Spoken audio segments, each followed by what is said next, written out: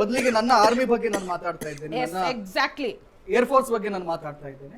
So either then that ಈಗ ಮತ್ತೆ ಇದೇ ವಿಧೇಯಕಕ್ಕೆ ನಾವು ಬರೋದಾದ್ರೆ ಇದು ಎಲ್ಲ ಒಂದ್ ಕಡೆ ಕಾಂಗ್ರೆಸ್ ಜಾಣ ನಡೆ ಅಂತ ಅನ್ಸಲ್ಲ ನೋಡಿ. ಯಾವುದು ಸಿ.ಟಿ. ರವಿ ಅವರು, ಯತ್ನಾಳ್ ಅವರು ಇವರೆಲ್ಲರೂ ಇನ್ನು ಮುಂದೆ ಒಂದು ದಂಡ ಕಟ್ಟಬೇಕು, ಇಲ್ಲದಿದ್ರೆ ಜೈಲಿಗೆ ಹೋಗ್ಬೇಕು, ಇಂಥ ಪರಿಸ್ಥಿತಿ ಆಗುತ್ತಾ? ಹಂಗಂದ್ರೆ ನೀವು ಅವ್ರು ಸಿ.ಟಿ. ರವಿ ಅವರು, ಯತ್ನಾಳ್ ಅವರು ಏನ್ ಭಾಷಣ ಮಾಡಿದ್ರು ನೀವು ಒಪ್ತೀರಾ? ಮಾಧ್ಯಮವಾಗಿ ನಾನು ಒಪ್ಪಲ್ಲ. ಮತ್ತೆ ನೀವು ಅವ್ರು ಏನಾರು ಮಾತಾಡ್ಬೋದು, ಕಡಿತೀನಿ, ಕೊಲೆ ಮಾಡ್ತೀನಿ, ಇದು ಮಾಡ್ತೀನಿ, ಒಪ್ಪೋದಾ? ನೀವ್ ಹಂಗಾದ್ರೆ ಅವ್ರಿಗೇನು ಬ್ರೇಕ್ ಹಾಕ್ಲೇಬಾರ್ದಾ? ಮಾಧ್ಯಮದವರು ಅವ್ರು ಏನಾರು ಅವ್ರು ಏನ್ ಬೇಕಾದ್ರೂ ಮಾತಾಡ್ಬೋದಾ? ಪ್ರತಾಪ್ ಸಿಂಹ ಮಾತ್ರ ಮಾತಾಡ್ಲಿಲ್ಲ ಸರ್. ಪ್ರದೀಪ್ ಈಶ್ವರ್ ಅವರು ಮಾತಾಡ್ತಾರೆ, ಅಪ್ಪ ಎಲ್ಲ ವಿಚಾರಗಳನ್ನ ನೋಡಿ. ಸಿಂಹನಿಗೆ ಉತ್ತರ ಕೊಡುವಾಗ ಪ್ರದೀಪ್ ಈಶ್ವರ್ ಅದೇ ರೀತಿ ನೋಡಿ. ನಾನು ಹೇಳ್ತಾ ಇರೋದು ಪ್ರದೀಪ್ ಈಶ್ವರ್ಗೂ ಒಂದೇ ಕಾನೂನು, ಪ್ರತಾಪ್ ಸಿಂಹಗೂ ಒಂದೇ ಕಾನೂನು. ಪ್ರದೀಪ್ ಈಶ್ವರ್ ತಪ್ಪು ಮಾತಾಡಿದ್ರೆ ಅವ್ರಿಗೂ ಆಗತ್ತೆ, ಪ್ರತಾಪ್ ಸಿಂಹ ಮಾತಾಡಿದ್ರೆ ಅವ್ರಿಗೂ ಆಗತ್ತೆ, ಸಿ.ಟಿ. ರವಿ ಮಾತಾಡಿದ್ರೆ ಅವ್ರಿಗೂ ಆಗತ್ತೆ, ಅಶೋಕ್ ಮಾತಾಡಿದ್ರೆ ಅವ್ರಿಗೂ ಆಗತ್ತೆ, ಎಲ್ಲಾರ್ಗೂ ಆಗತ್ತಿದು. ಇದೇನು ಇವಾಗ ನೀವು ಕಾನೂನು ತಂದ್ಬಿಟ್ಟ ಮೇಲೆ ಬರೀ ಸಿ.ಟಿ. ರವಿಗೆ ಆಗ್ಬಿಡತ್ತೆ, ಯತ್ನಾಳ್ಗೆ ಆಗ್ಬಿಡತ್ತೆ ಅಂತ ಅಲ್ಲ. ನೀವ್ ಯಾಕೆ ಆತರ ಅನ್ಕೊಂತೀರಾ? ಕಾಂಗ್ರೆಸ್ ನೀವು ಕಾಂಗ್ರೆಸ್ ದುರಾಡಳಿತದ ವಿರುದ್ಧ, ಭ್ರಷ್ಟಾಚಾರದ ವಿರುದ್ಧ ಯಾರ್ಯಾರು ಧ್ವನಿ ಎತ್ತುತ್ತಾರೆ ಎಲ್ಲರ ಮೇಲೂ ನಿಮ್ಮ ಭ್ರಷ್ಟಾಚಾರ ಎಲ್ಲ ನೋಡ್ಬಿಟ್ಟಿದ್ದಾರೆ. ಇವತ್ತು ಬಿಜೆಪಿ ನಲ್ಲಿ ವಾಷಿಂಗ್ ಮಿಷಿನ್ ಆಗಿರೋದು ಸೆಂಟ್ರಲ್ ಅಲ್ಲಿ ಚೆನ್ನಾಗಿ ಗೊತ್ತಿದೆ. ಯಾರ್ಯಾರು ಇವತ್ತು ಬಿಜೆಪಿ ನಾಯಕರು ಬಂದಿದ್ದಾರೆ ಅವರೆಲ್ಲ ಭ್ರಷ್ಟಾಚಾರದಲ್ಲಿ ಮುಳುಗಿ ವಾಷಿಂಗ್ ಮಿಷಿನ್ ಒಳಗಡೆ ಹಾಕಿ ಈಚೆ ಬಂದಿರೋರು. ಸಿದ್ದರಾಮಯ್ಯ ರಾಜೀನಾಮೆ ಕೊಡಬೇಕಿತ್ತು ಆಸ್ ಎ ಫೈನಾನ್ಸ್ ಮಿನಿಸ್ಟರ್. 5,000 ಕೋಟಿ ಎಲ್ಲೋಯ್ತು ಅನ್ನೋದಕ್ಕೆ ಉತ್ತರ ಇಲ್ಲ, ಇನ್ನೂ ಕೊಟ್ಟಿಲ್ಲ. ಅದನ್ನ ಬಿಟ್ಟು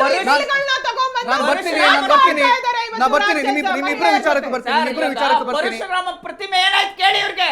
ಇವ್ರು ತಾಕತ್ತಿದೆ. ಪರಶುರಾಮನ್ ಪ್ರತಿಮೆ ಏನ್ ಮಾಡಿದ್ರು? ಯಾವ ಮಟ್ಟದಲ್ಲಿ ತಗೊಂಡ್ಬಂದು ಪ್ರತಿಮೆ ನಿಂತಿದೆ ಇವತ್ತು? ಬ್ರಾನ್ಸ್ ಪ್ರತಿಮೆ, ಅದ್ರ ಬಗ್ಗೆ ಒಂದು ಚರ್ಚೆ ಮಾಡೋಣ. ಕಾರ್ಕಳದಲ್ಲಿರುವಂತಹ ಪ್ರತಿಮೆ ನಾನು ಬರ್ತೀನಿ ಆಪ ಅವ್ರ ಹತ್ರನೇ ಪುನಃ ಬರ್ತೀನಿ.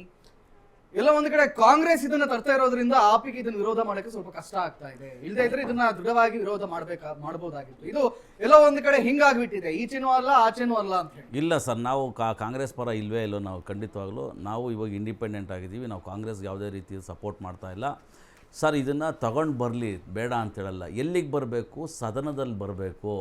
ಸದನದಲ್ಲಿ ಜನರು ಆಯ್ಕೆ ಮಾಡಿದ್ದು ಕಳ್ಸೋದು ಇವ್ರನ್ನ ಯಾಕೆ ದ್ವೇಷ ಭಾಷಣ ಮಾಡಿ ಅಂತ ಏನಾದ್ರು ಜನರು ಓಟ್ ಹಾಕಿರ್ತಾರೆ? ಇವ್ರಿಗೆ ನಾಚಿಕೆ ಆಗಲ್ವ? ಇವ್ರಿಗೆ ಒಬ್ಬ ಎಮ್.ಎಲ್.ಎ ಆಗಲಿ, MP ಆಗಲಿ, ಇವತ್ತಿನ ದಿನ ಯಾರನ್ನ ಒಬ್ಬ ವ್ಯಕ್ತಿ, ನಾನು BJPಯಲ್ಲೂ ಕಾಂಗ್ರೆಸ್ಸು ಇಬ್ರಿಗೂ ಸೇರಿ ಹೇಳ್ತಾ ಇದ್ದೀನಿ, ಇಡೀ ನಮ್ಮ ರಾಜ್ಯದಲ್ಲಿ ಏನಿವತ್ತು 224 ಜನ MLAಗಳು, 28 ಜನ MP ಗಳು, ಇವರು ಇಷ್ಟು ಜನಕ್ಕೂ ಸೇರಿ ಹೇಳ್ತಾ ಇದ್ದೀನಿ ನಾನು, ನಮ್ಮ ರಾಜ್ಯನ ಉತ್ತಮ ಸ್ಥಿತಿಗೆ ತೊಗೊಂಬರೋ ಅಂಥ ಕೆಲಸಗಳು ಮಾಡಿರಿ ನೀವು.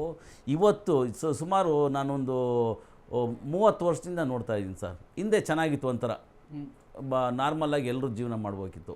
ಇವತ್ತಿನ ದಿನ ತುಂಬ ಜನ 20,000 ರೂಪಾಯಿ ಸಂಬಳ ತೊಗೊಂಡು ಜೀವನ ಮಾಡೋದು ತುಂಬ ಕಷ್ಟ ಇದೆ. ಇದ್ರ ಬಗ್ಗೆ ಏನಾದರೂ ಒಂದು ಯೋಚನೆ ಮಾಡಿ ಅಂತಂದರೆ, ಎರಡೂ ರಾಷ್ಟ್ರೀಯ ಪಕ್ಷಗಳು ಇವತ್ತು ಸೋತೋಗಿದೆ. ಇದೇ ಇವತ್ತಿನ ದಿನ ಏನು ಇಲ್ಲದೆ ಬಂದಂಥ ಪಕ್ಷ ಹೊರಗಿನಿಂದ ಹೋರಾಟ ಆದರೂ ಮಾಡ್ಬೋದು, ಮಾಡ್ತಾ ಇದ್ದೀವಿ ಸರ್ ನಾವು. ಖಂಡಿತ ಇವತ್ತು ಹೋರಾಟ ಮಾಡಿದ್ದೀವಿ ನಾವು. ಇವಾಗ ನರೇಗಾ ಅನ್ನೋದೊಂದು ಮಹಾತ್ಮ ಗಾಂಧಿ ಅವರ ಹೆಸರಿನಲ್ಲಿ ಇದ್ದಿದ್ದನ್ನು ಇವರು ಜೈ ಶ್ರೀರಾಮ್ ಅನ್ನೋ ಒಂದು ಹೆಸರಿನಲ್ಲಿ ಮಾಡ್ತಾ ಇದ್ದಾರೆ. ನಾಚಿಕೆ ಆಗಲ್ವಾ ಇವ್ರಿಗೆ? ಏನಾಗಿತ್ತು? ಸ್ವತಂತ್ರ ತಂದ್ಕೊಟ್ಟಿದ್ದು ಮಹಾತ್ಮ ಗಾಂಧಿ. ಸ್ವತಂತ್ರ ತಂದ್ಕೊಂಡಿದ್ದು ಇವತ್ತು ನಮ್ಮ ತಂದೆ ಸ್ಥಾನ ಬೇಕಾ? ಇವತ್ತು ಅವತ್ತೆಲ್ಲೋಗಿದ್ರಿ ನಿಮ್ಮ ರಾಜ್ಯದವರು? ನಿಮ್ಮ RSS ದವರು ಸ್ವತಂತ್ರ ಎಲ್ಲಿದ್ರೆ ರಾಮ್ ಅಂತ ಹೇಳ್ತಾ ಇದ್ರು. ಅದೇ ಇವತ್ತು ಮಹಾತ್ಮ ಗಾಂಧೀಜಿ ಅವರು ಈ ನರೇಗಾ ತಂದಿದ್ದು ಪ್ರತಿಯೊಬ್ಬರಿಗೂ ಕೆಲಸ ಆಗಬೇಕು ಅಂತ. ನಿಮ್ಮ ನರೇಂದ್ರ ಮೋದಿ ಅವರು 2 ಕೋಟಿ ಕೆಲಸ ಕೊಡ್ತೀನಿ ಅಂತ ಹೇಳಿದ್ರಿ. ಬರೀ 2 ಲಕ್ಷದ ಹೆಸರು ನೋಡೋಣ ನಿಮ್ಮ ಕೈನಲ್ಲಿ ತಾಕತ್ತಿದ್ರೆ. ಒಂದು ಕೆಲಸ ಕೊಡೋದಕ್ಕೆ ಯೋಗ್ಯತೆ ಇಲ್ದಿರ ಪಕ್ಷ ಕಣ್ರಿ ನಿಮ್ದು. ಹೇಳ್ರಿ, ನಿಮ್ಗೆ ನೋಡ್ರಿ, ಗಾಂಧೀಜಿ ಆಗ್ಲಿ ಅಂಬೇಡ್ಕರ್ ಹೆಸರು ಹೇಳೋದಕ್ಕೂ ನಿಮ್ಮ ಪಕ್ಷಕ್ಕೆ ಯೋಗ್ಯತೆ ಇಲ್ಲ. ನೀವು ಕಳಂಕಿತರು. ನೀವು ಅವರಿಬ್ಬರ ಹೆಸರು ಹೇಳ್ಬೇಡಿ. ನೀವು ನಾಚಿಕೆ ಆಗತ್ತೆ ನಿಮ್ಮ ಪಕ್ಷದವ್ರಿಗೆ, ನಾಚಿಕೆ ಆಗ್ಬೇಕು. ನೀವು ನಿಮ್ಮ ಪಕ್ಷದಲ್ಲಿ ಒಂದು ರಾಷ್ಟ್ರೀಯ ಬಾವುಟ ಆರ್ಸಕ್ಕೆ ಮಾತಾಡ್ತೀನಿ. ಬರುವ ದಿನಗಳಲ್ಲಿ ಇದೇ ಟಾಪಿಕ್ ಮೇಲೆ ಚರ್ಚೆ ಮಾಡೋಣ. ಬಟ್ ಇವತ್ತೀಗ ವಾಸ್ತವಕ್ಕೆ ಮರಳಿ ಟಾಪಿಕ್ ಬರೋಣ. ಏನಾಗ್ತಾ ಇದೆ ಅಂತ ಹೇಳಿ. ಸೊ ಒಂದ್ ರೀತಿ ಬಿಜೆಪಿ ಅವರಿಗೆ ಭಯ ಹುಟ್ಟಿದ್ದಂತೂ ಸತ್ಯ. ಇವ್ರು ಏನೇ ಇದ್ರು ನಮ್ಗೆ ಮೊದಲು ಪ್ರಹಾರವನ್ನ ಮಾಡೋದು, ನಾವೇ ಎಲ್ಲ ಮೊದ್ಲಿಗೆ ಜೈಲಿಗೆ ಹೋಗೋದು ಅಂತ ಹೇಳಿ. ಭಯ ಸರ್, ಅದ್ರ ಖಂಡಿತ ಜೊತೆಯಲ್ಲಿ ಇಲ್ಲ. ಮಾಧ್ಯಮವನ್ನ ಸುಮ್ಮನೆ ಎಳೆದು ತರ್ತಾ ಇದ್ದೀರಿ. ಇಲ್ಲ, ಸರ್, ಇಲ್ಲ, ಮಾಧ್ಯಮದವರಿಗೆ ಖಂಡಿತ ನೋಡಿ. ಪ್ರಹಾರ ಮಾಡ್ತಾರೆ, ಮಾಧ್ಯಮದವರಿಗೆ ಸರ್, ಇಲ್ಲೇ- ಪ್ರಹಾರ ಮಾಡ್ತಾರೆ ಅಂತ. ನಾವು ಮಾತಾಡೋದಲ್ಲ, ಭಯ ಯಾವುದೂ ಇಲ್ಲ ಇಲ್ಲಿ, ಆಯ್ತಾ? ಏನೇ ಮಾಡಿದ್ರು ಕೂಡ ನ್ಯಾಯ ಸತ್ಯ ಧರ್ಮ ಯಾವತ್ತಿದ್ರು ಗೆಲ್ಲತ್ತೆ, ಅನ್ಯಾಯ ಸೋಲತ್ತೆ, ಆಯ್ತಾ? ನಮಗೆ ಯಾವ ಭಯನೂ ಇಲ್ಲ ಕಾರ್ತಿಕ್. ನಾವ್ ಹೇಳ್ತಾ ಇರೋದು ಹಿಡನ್ ಅಜೆಂಡಾಗಳು ಯಾವ ರೀತಿ ಇರುತ್ತೆ. ಇವತ್ತು ನೋಡಿ, ಆಗ್ಲೇ ಬರ್ತಾ ಇದ್ದೆ ನಿಮ್ ಚಾನೆಲ್ಗೆ, ಆಗ್ಲೇ ಕುರ್ಚಿ ಗುದ್ದಾಟ ಶುರುವಾಗಿದೆ. ಇನ್ನ 1-2 ಅವರ್ ಆಗಿಲ್ಲ ಸದನ ಮುಗ್ದು, ಆಗ್ಲೇ ಬರ್ತಾ ಇದೆ. ನಿಮ್ ಚಾನೆಲ್ ಅಲ್ಲೂ ತೋರಿಸ್ತಾ ಇದ್ರು, ಸ್ಕ್ರೋಲ್ ಆಗ್ತಾ ಇತ್ತು. ಅಷ್ಟೇ ಇವ್ರದ್ದು ಯೋಗ್ಯತೆಗಳು. ಅಭಿವೃದ್ಧಿ ಇಲ್ಲ, ಯಾವುದೇ ಒಂದು ಸುರಕ್ಷತೆ ಇಲ್ಲ, ಲಾ ಅಂಡ್ ಆರ್ಡರ್ ಅಂತೂ ಟೋಟಲ್ ಸತ್ತೋಗಿದೆ ರಾಜ್ಯದಲ್ಲಿ. ಸರ್ಕಾರ ಏನು ಬಿಜೆಪಿ ಬಿಜೆಪಿ ಗೌರ್ಮೆಂಟ್ ಇರುವಾಗ ಗಲಾಟೆಗಳಾಗ್ಲೇ ಇಲ್ಲ ಹಂಗಾದ್ರೆ. ಅದನ್ನ ಬಿಜೆಪಿ ಗೌರ್ಮೆಂಟ್ ಇರುವಾಗ ಗಲಾಟೆಗಳಾಗ್ಲೇ ಇಲ್ಲ. ಮಾಡ್ತಾ ಇರೋದು ಯಡಿಯೂರಪ್ಪನ ಕಟ್ಟರೆ ಜಗದೀಶ್ ನಾನು ಕಾಂಗ್ರೆಸ್ ಅವ್ರ ಹತ್ರ ಬರ್ತೀನಿ ಸರ್. ಇಲ್ಲಿ ಹೊರಗಿಂದ ಕಾಣಿಸೋದು ಏನು ಅಂತ ಕೇಳಿದ್ರೆ, ಕಲಾಪವನ್ನ ನುಂಗಾಗೋಕ್ಕೋಸ್ಕರ ಈ ಮಸೂದೆ ಅಷ್ಟೇ. ಜ್ವಲಂತ ಸಮಸ್ಯೆಗಳ ಬಗ್ಗೆ ಚರ್ಚೆ ಮಾಡೋಕಾಗ್ಲಿ, ಅಥವಾ ಅಲ್ಲಿರುವಂತ ಪ್ರಾಬ್ಲಮ್ಗಳ ಬಗ್ಗೆ ಆಗ್ಲಿ, ಅಥವಾ ಈ 5,000 ಕೋಟಿಗಳಾಗ್ಲಿ, 5,000 ಕೋಟಿ ಬಗ್ಗೆ ಆಗ್ಲಿ, ಇದೆಲ್ಲದಕ್ಕಿಂತ ಈ ಕಲಾಪವನ್ನ ಈ ಮಸೂದೆ ನುಂಗಿ ಹಾಕ್ತಾ ಇದೆ. ಹೌದಾ ಅಲ್ವಾ ಹೇಳಿ? ಒಂದು 2 ದಿನ ಏನೋ ಉಳಿದಿದ್ದಷ್ಟು, 1-2 ದಿನ. ನಾನು ಹೇಳ್ತಾ ಇದ್ದೀನಿ ಕೇಳಿ, ವಿರೋಧ ಪಕ್ಷ ಸ್ಟ್ರಾಂಗ್ ಆಗಿ ಇಲ್ದಿರೋದ್ರಿಂದ ಇದೆಲ್ಲ ಕಾರಣ. ಇವ್ರಿಗೆ ವಿರೋಧ ಪಕ್ಷದವರು ಇವ್ರು ಯಾರಿಗೂ ಕೂಡ ಆಮ್ ಆದ್ಮಿ ಅವ್ರು ಹೇಳೋ ತರ ಚರ್ಚೆ ಮಾಡಕ್ಕೆ ನೋಡಿ.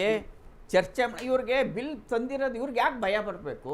ಇವ್ರ ಭಾಷಣಗಳನ್ನ ಯಾವ ರೀತಿ ಮಾಡಬೇಕು ಸರ್? ನಮ್ಮ ಮೇಲೆ ನಿಮಗ್ ಭಯ ಸರ್,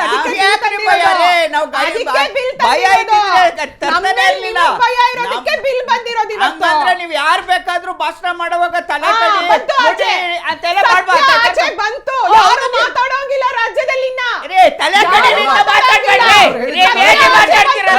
ಅಂತ ಮಾತಾಡ್ಬೇಡಿ ಅಂತ ಹೇಳಿ. ಅಲ್ಲ, ತಲೆ ಕಡಿಬೇಡಿ ಇದ್ರು ಆಚೆ ಬಂತಂತೆ. ಏನ್ ಆಚೆ ಬಂತು? ಏನ್ ಆಚೆ ಬಂತು? ತಲೆ ಕಡೀರಿ ಪಾಕಿಸ್ತಾನ್ ಜಿಂದಾಬಾದು ತಪ್ಪೆ. ತಲ್ವಾರ್ಗಳು ಹಿಡ್ಕೊಂಡು ಪ್ರದರ್ಶನ ಮಾಡೋದು ತ್ರಿಶೂಲ ಹಿಡ್ಕೊಂಡು ಪ್ರದಕ್ಷಿಣೆ ಮಾಡ್ಬೋದಾ? ಯಾರು ಎಲ್ಲೂ